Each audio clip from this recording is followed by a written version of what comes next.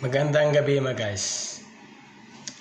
Ang isi-share ko ngayon mga guys ay about sa 10 tips para makaipon ng pera mga guys. Ang number 1 mga guys, bumili lang ng bagay na kailangan mga guys. Yan ang number 1 mga guys. Ang number 2 mga guys, itabi kaagad ang ipon bago gumastos. Yan ang number 2 mga guys. Ang pang number 3 mga guys, iwasan muna ang mga luho at bisyo mga guys. Yan ang importante guys. Ang number 4 mga guys, magdagdag ng sources of income. Yan guys ang number 4 mga guys. Ang number 5 mga guys,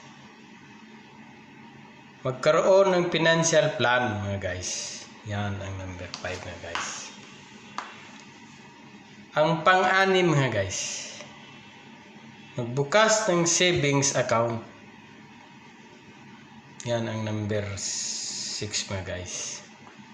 Ang number 7 mga guys, magkaroon ng budget plan at sundin ito mga guys. Yan ang number 7 mga guys. Ang number 8 mga guys, maging seryoso at huwag pumalya sa paghuhulog ng ipon mga guys. Yan ang number 8 mga guys. Ang number 9 mga guys,